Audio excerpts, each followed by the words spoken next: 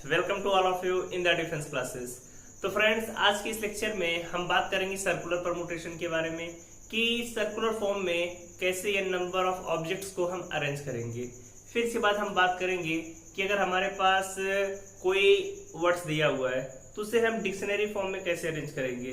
बच्चों, जो क्वेश्चन होते हैं बहुत इंपॉर्टेंट होंगे। फिर उसके बाद बात आती है कि अगर हमारे पास 4 लेटर्स है, 6 लेटर बॉक्स हैं, उन्हें हम लेटर्स को लेटर्स बॉक्स में पोस्ट कैसे करेंगे। तो इस टाइप के बच्चे कुछ इंपॉर्टेंट क्वेश्चन हैं जो कि अभी परमुटेशन कॉम्बिनेशन में बचे हुए हैं, तो आज उनके बारे में हम डिस्कस करेंगे। तो चलिए बच्चों, आज का लेक्चर स्टार्ट करते हैं और आज के लेक्चर के जो इंपॉर्टेंट पॉइंट्स हैं पहले डिस्कस करते हैं उन्हें। पहले बात करेंगे सर्कुलर परमुटेशन की। सर्कुलर परमुटेशन जिसे हिंदी में कहते हैं वृत्तीय क्रम से। वृत्तीय क्रम से कोई पूछे सर्कुलर परमुटेशन क्या होता है, इसे कैसे सॉल्व करेंगे। तो जैसे हमारे पास n number of objects, n वस्तुएं दिए हुए, हमें इन्हें सर्कुलर फॉर्म में अरेंज करना है। सर्कुलर फॉर्म में अरेंज करना है तो पहले काम क्या होता है, पहले हमें देखना होता है कि जो ये n वस्तुएं या n ऑब्जेक्ट्स दी हुई है, ये सेम टाइप की है या डिफरेंट टाइप की। पहला केस आएगा जब n वस्तुएं अलग अलग है, अलग अलग है, तब क्रम से मतलब इन्हें अरेंज करने का तरीका। अगर ये डिफरेंट ऑब्जेक्ट है तो करने का तरीका आएगा फैक्टोरियल n-1। अगर 5 वस्तुएं हैं तो फैक्टोरियल 4 तरीके से, 6 वस्तुएं हैं तो फैक्टोरियल 5 तरीके से कर सकते हैं। दूसरा केस आता है जब n वस्तुएं एक प्रकार की है, एक प्रकार का मतलब सेम टाइप्स, एक प्रकार की हैं, तब क्या करेंगे बच्चों, उसके लिए हमें याद करना है कि जब ये ऑब्जेक्ट सेम टाइप के हैं तो जो क्रम से होगा इसकी वैल्यू आएगी फैक्टोरियल n-1 होल अपन 2, मतलब इसका हाफ कर देंगे। तो इस तरीके से क्वेश्चन जो आएंगे हम आसानी से कर सकते हैं बच्चों। ये वृत्तीय क्रम से के 2 फार्मूले हैं। अब जैसे इन पे क्वेश्चन कैसे आते हैं पहले उसके बारे में जान लेते हैं। जैसे कोई क्वेश्चन आ गया हमारा कि 5 पर्सन्स है या 5 व्यक्ति हैं, 5 पर्सन्स को वृत्तीय या सर्कुलर मेज पर कितने तरीके से बैठाया जा सकता है,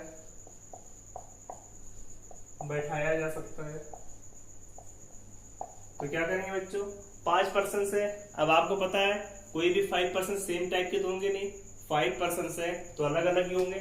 तो इसका जो क्रमचय आएगा क्या आएगा, 5 में से 1 माइनस कर दिया, 5 - 1 फैक्टोरियल 4, और फैक्टोरियल 4 की वैल्यू किसके बराबर होती है, 24 की बराबर। ये तो हमने आपको पहले ही सॉल्व करना बताया। तो इस तरीके से क्वेश्चंस आएंगे, आप कर लेंगे। यहीं पर 5 पर्सन की जगह आपको दिया होता 5 एक प्रकार के फूल से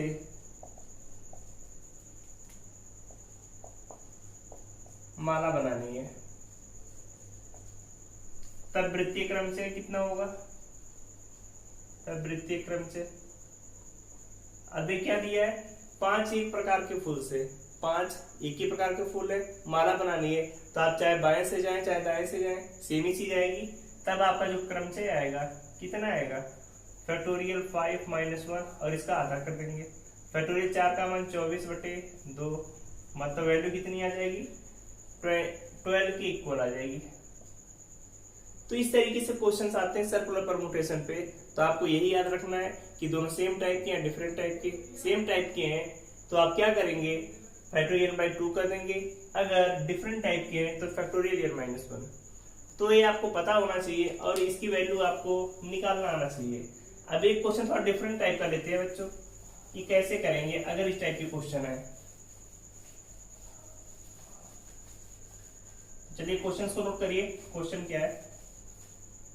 क्वेश्चन है आपका, क्वेश्चन दिया आपको कि पांच व्यक्तियों को एक वृत्तीय मेज पर कितने तरीके से बैठाया जा सकता है, कितने तरीके से बैठाया जा सकता है, जबकि तीन व्यक्ति हमेशा एक साथ बैठे,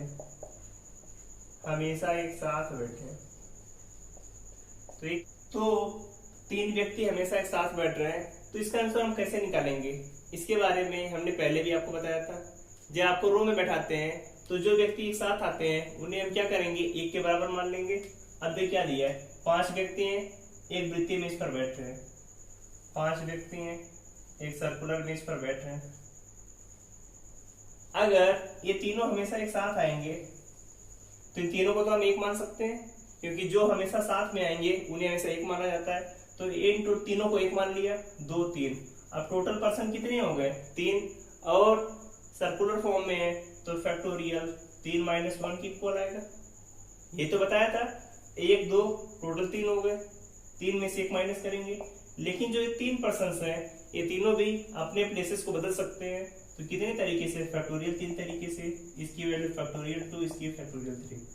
फैक्टोरियल 2 की वैल्यू कितनी आएगी? 2 की इक्वल, इसकी वैल्यू 6, तो आंसर आ जाएगा 12 तरीके।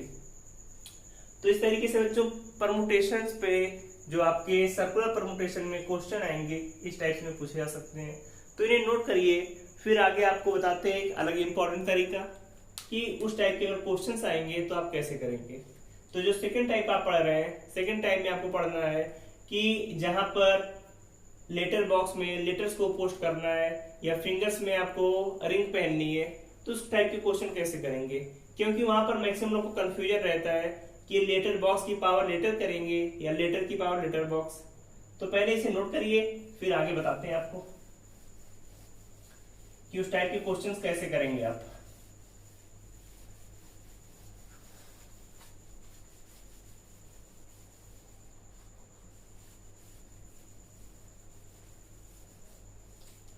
तो चलिए पहले क्वेश्चंस लिखते हैं, उससे क्वेश्चन से ही समझेंगे। सेकंड टाइप का क्वेश्चन है। क्वेश्चन लिखिए, 4 लेटर्स को 5 लेटर बॉक्सेस में कितने तरीके से भेजा जा सकता है,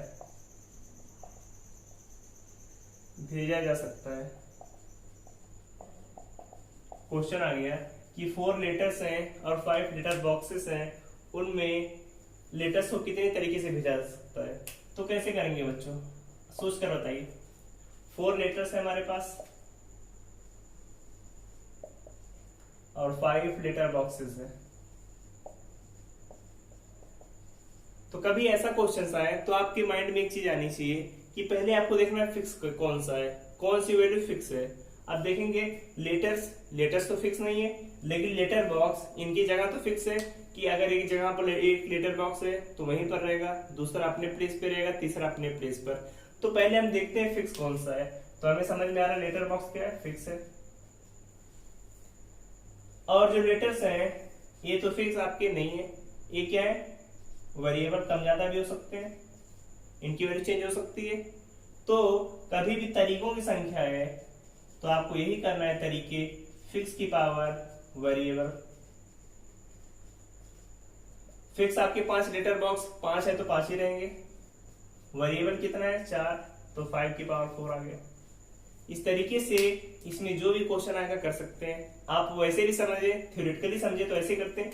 5 लेटर बॉक्स है, 1 2 3 4 5, 5 लेटर बॉक्स, 4 लेटर है।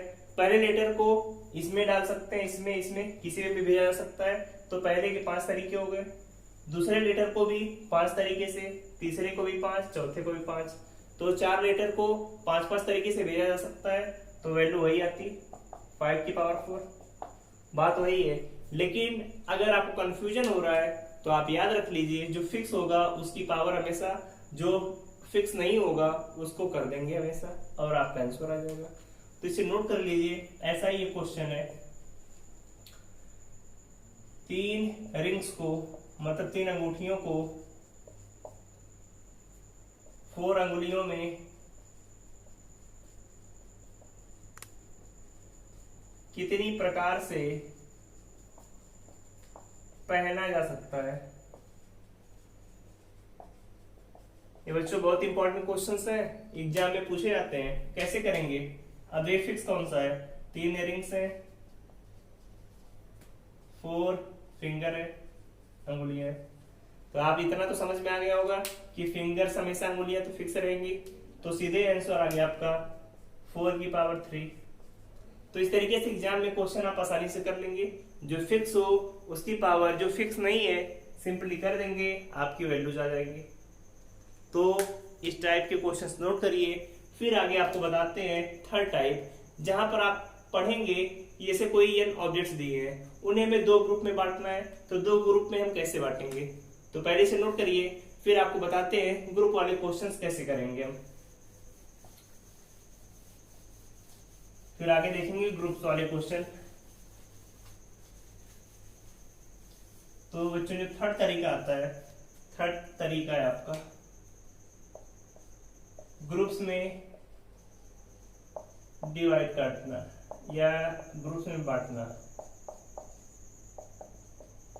डिवाइड करना। अब देखिए इसमें पहला केस आता है बच्चों, पहला केस इसका, जब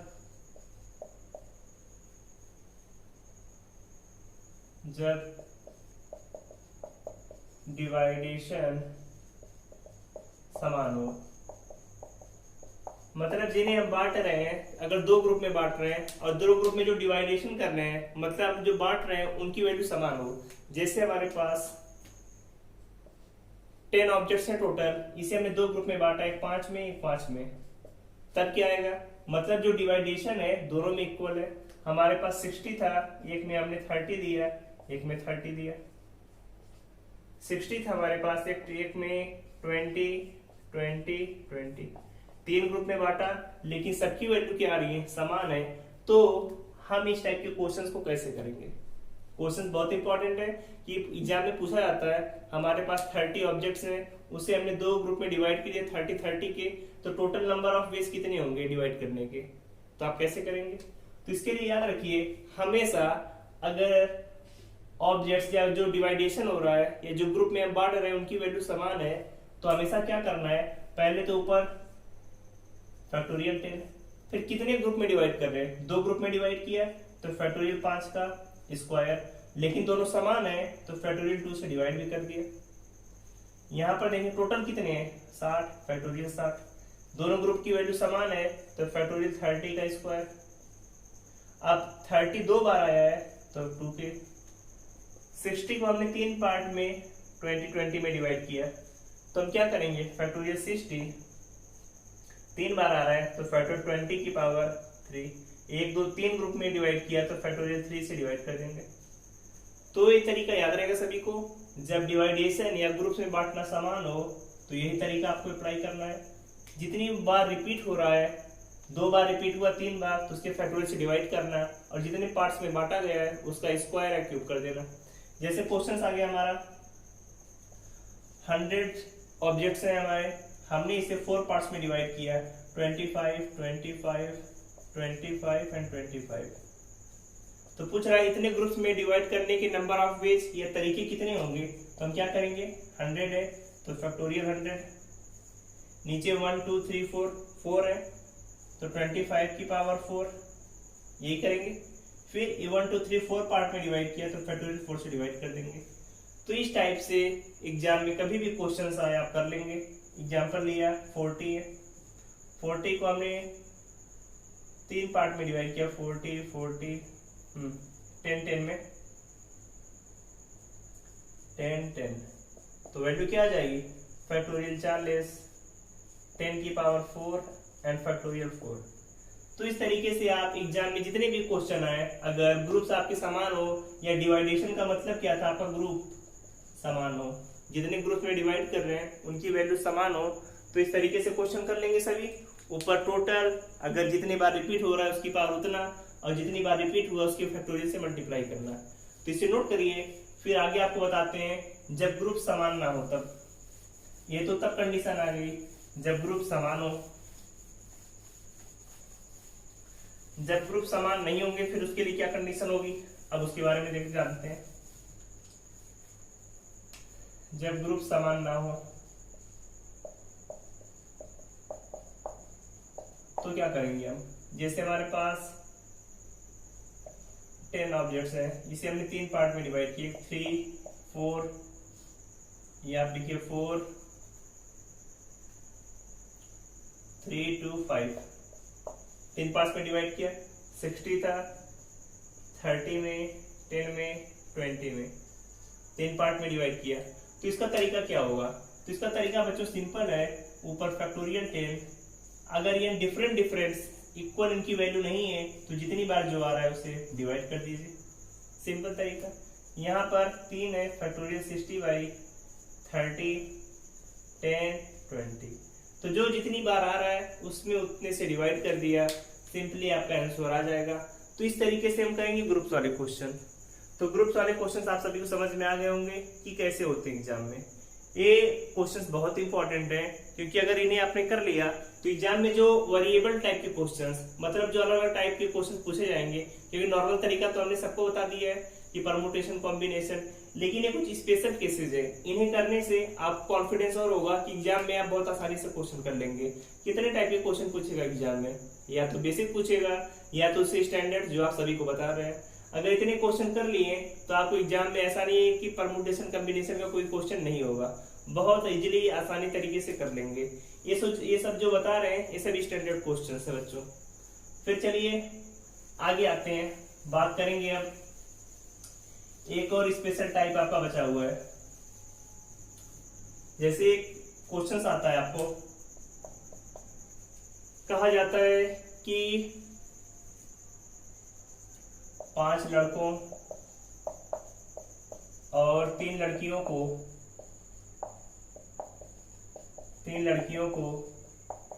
एक पंक्ति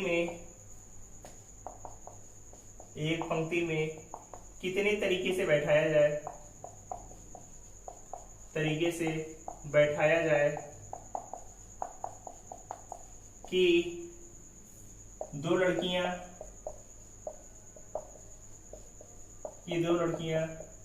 कभी भी एक साथ ना आए।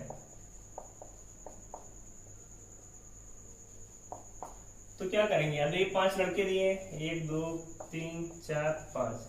अब इनके बीच में कितने स्पेस है, 5 लड़के, 1, 2, 3, 4, 5, 6, इनके बीच में 6 स्पेस है। तो 5 लड़कों को कितने तरीके से हम बैठा सकते हैं, लड़कों को तो फैक्टोरियल 5 तरीके से। अब 3 लड़कियां हैं, उन्हें क्या कहा गया कि 2 एक साथ में ना आए, तो 1, 2, 3, 4, 5, 6, टोटल 6 आ रहे हैं। 6 में से हमें 3 को सेलेक्ट करना है, तो हमने 6 में से 3 को बैठा दिया, सभी अलग अलग होंगे। फैक्टोरियल 5 की वैल्यू सभी को निकालना पता है, वैल्यू निकाल लेंगे और 6 का मल्टीप्लाई कर देंगे तो आपका आंसर आ जाएगा। तो इस तरीके से क्वेश्चंस आप एग्जाम में कर लेंगे बहुत आसानी से। जैसे आ गया दूसरा क्वेश्चन, आपने लिख लिया, कहा गया जैसे आ गया वर्ड इक्वेशन।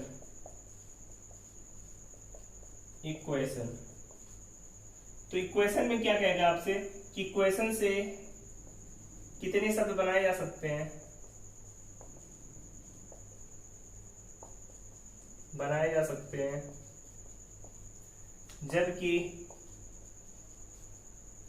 जबकि व्यंजन कभी भी एक साथ ना आए, 2 व्यंजन एक साथ ना आए। यहाँ पर 2 या किसी नंबर की बात होगी, एक साथ ना आए। तो क्या करेंगे आप इसमें, फिर वही तरीका, पहले इक्वेशन में देखिए कितने वर्ड है, 4, 3, 7 वर्ड है, 4, 4, 8 है, 1, 2, 3, 4, 5, 6, 7, 8। अब इसमें कितने शब्द बनाए जा सकते हैं जबकि दो व्यंजन एक साथ ना आए। तो पहले हम स्वर को देखेंगे, स्वर कितने हैं, 1 2 3 4 5, 5 स्वर है। तो 5 स्वर को फैक्टोरियल 5 तरीके से लिख सकते हैं। अब 5 स्वर को हमने लिख दिया, तो उसके बाद व्यंजन हमारे पास कितने बचते हैं, Q बचेगा, T बचेगा, N बचेगा। लेकिन 5 के बेसिस में प्लेसेस कितने होंगे, 6 होंगे। तो फैक्टोरियल 5 लिखा और 6 आपके प्लेस हैं, उनमें से हमें 2 को सिलेक्ट करना है, 2 ने 3 को सिलेक्ट करना है। फैक्टोरियल 5 × 6 × 3। तो इस तरीके से आप इस टाइप के क्वेश्चन कर लेंगे जहां पर कहा जाए आप सभी कि दो चीजें एक साथ में ना है। तो पहले क्या करेंगे, जो दूसरे वाले हैं उन्हें उस तरीके से लिख लेंगे जितने हैं, फिर उनके बीच में कितने स्थान बचेंगे, 5 है तो 6 बचेगा, 6 है तो 7, 3 है तो 4, 4 है तो 5। उनमें जितने बचे हुए हैं उन्हें आपको अरेंज करना है। तो आप अरेंज करके वैल्यू बहुत आसानी से निकाल सकते हैं। तो बच्चों ये डिफरेंट टाइप के क्वेश्चंस थे, इन्हें नोट करिए। फिर लास्ट में आपको बताना है डिक्शनरी ऑर्डर, कि डिक्शनरी में रैंक कैसे निकालेंगे। कि कोई वर्ड आ गया, आपसे पूछेगा कि इसे डिक्शनरी में किस ऑर्डर में लिखा जाएगा, तो आप कैसे करेंगे। तो सभी हेडिंग डालिए, डिक्शनरी ऑर्डर। डिक्शनरी में रैंक निकालना।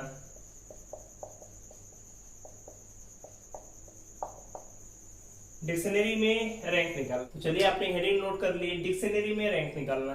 अब डिक्शनरी में रैंक कैसे निकालेंगे, तो इसमें भी 2 कंडीशन आएंगी।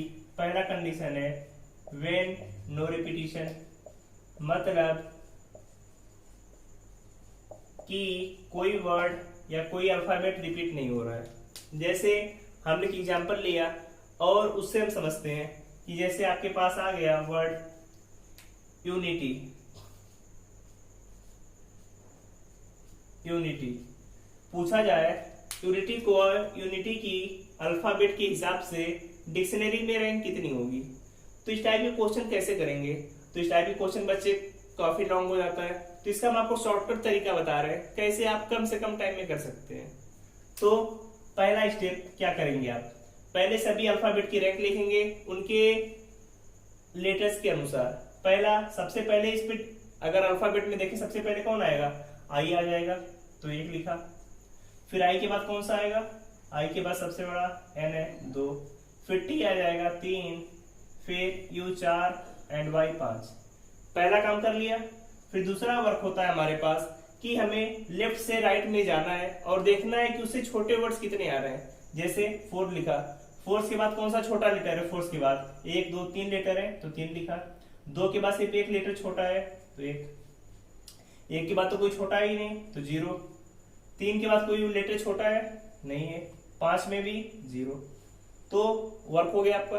तीसरा वर्क होता है कि जो आपने लिखे हुए उनके नीचे factorial 0, factorial 1, factorial 2, factorial 3, factorial 4, इनसे मल्टीप्लाई कर दीजिए सभी को और सभी को जोड़ दीजिए।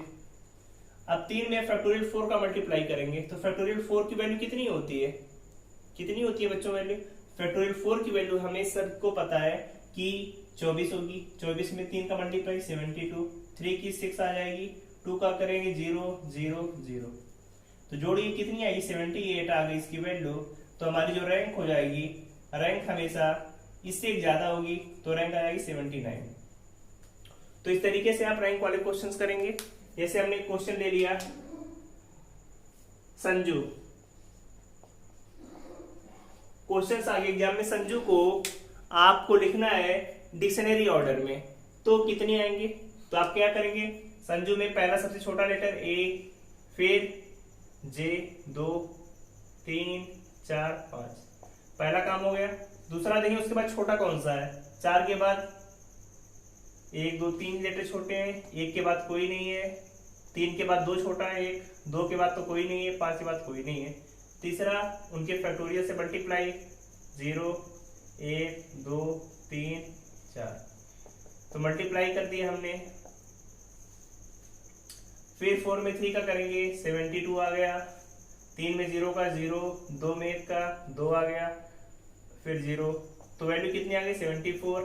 लेकिन रैंक हमारी कितनी आ जाएगी, जो वैल्यू आ रही 74 + 1 = 75।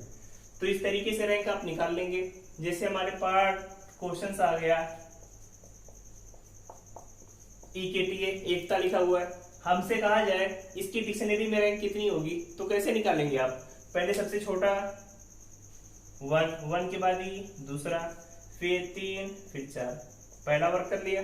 दूसरा वर्ग क्या होता है हमारे पास कि उसे देखेंगे छोटा कौन सा, 2 के बाद छोटा 1 आ रहा है तो 1 लिखा आपने, 3 के बाद छोटा 1 ही है, सिर्फ 1 लिखा, 4 के बाद भी एक छोटा है 1, लेकिन 1 के बाद तो कोई छोटा नहीं है 0।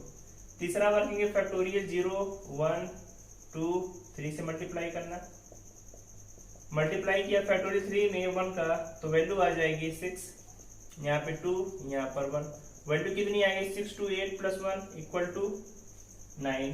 तो हमारी रैंक कितनी हो जाएगी बच्चों? रैंक हो जाएगी हमारी 9 प्लस 1 इक्वल टू 10। तो इस तरीके से रैंक वाले जितने क्वेश्चन है कर लेंगे सभी। अब जैसे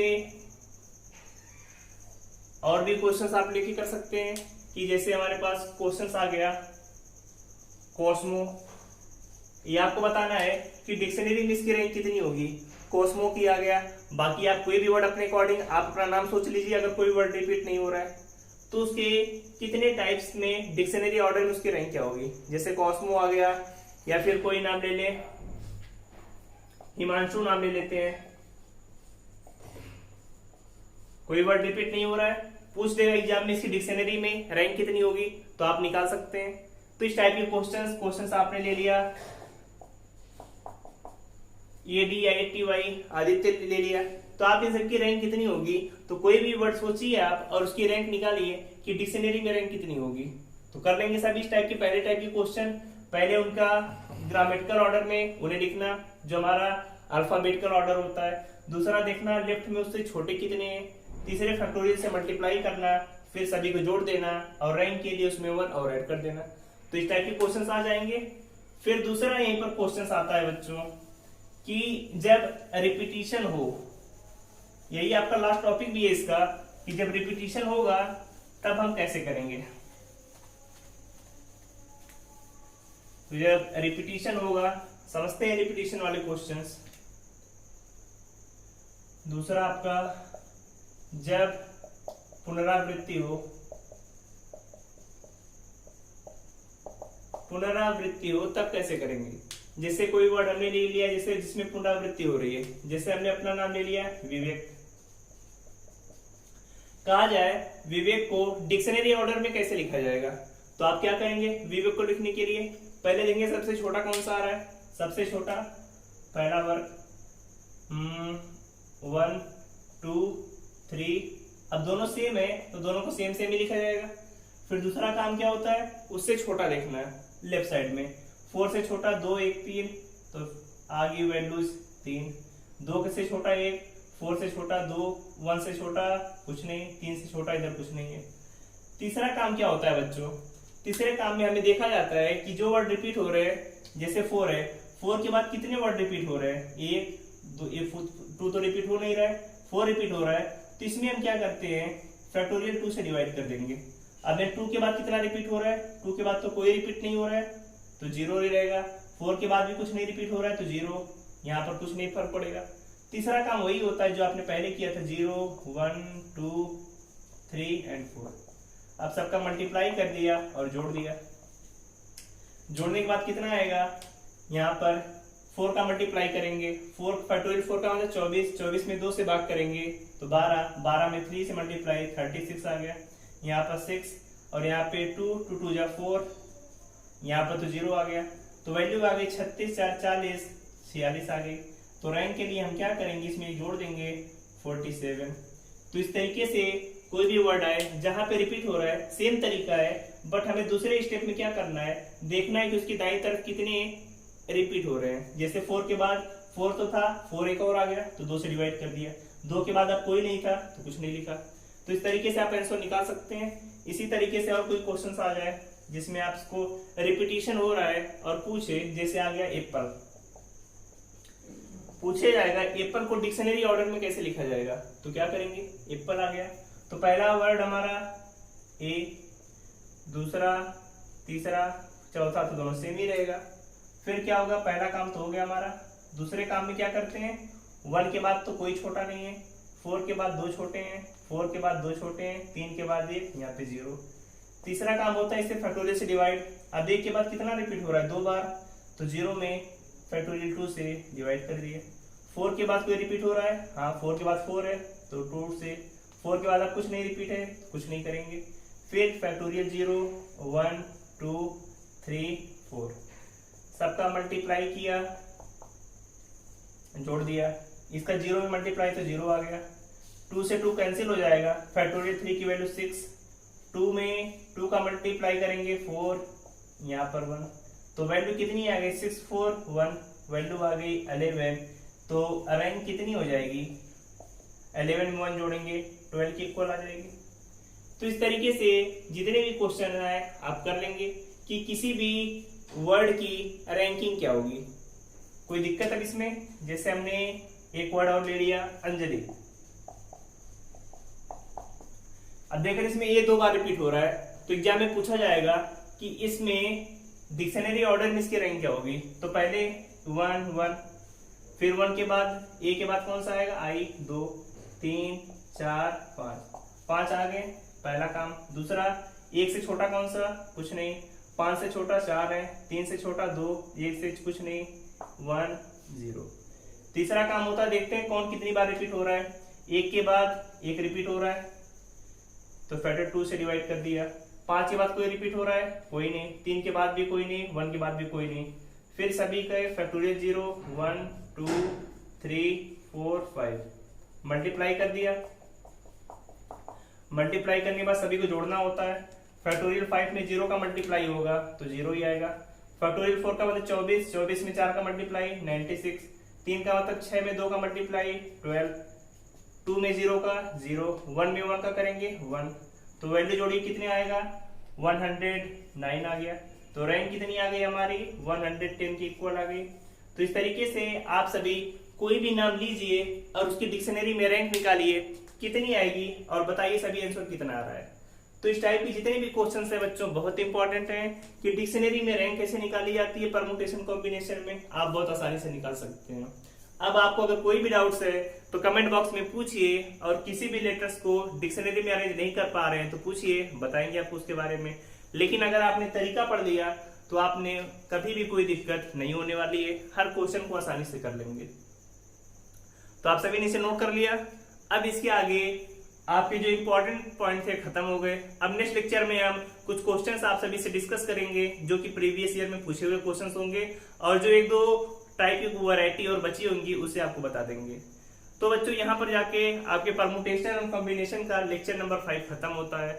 अगर आपको कोई भी डाउट्स हैं तो कमेंट बॉक्स में पूछते रहिए, और कोई भी क्वेश्चंस नहीं आ रहा है तो आप उसे कमेंट बॉक्स में भेजते रहिए। बाकी अगर आपको और कोई भी प्रॉब्लम हो तो आप बता सकते हैं कि किस रीजन से आपसे क्वेश्चंस नहीं हो रहे हैं।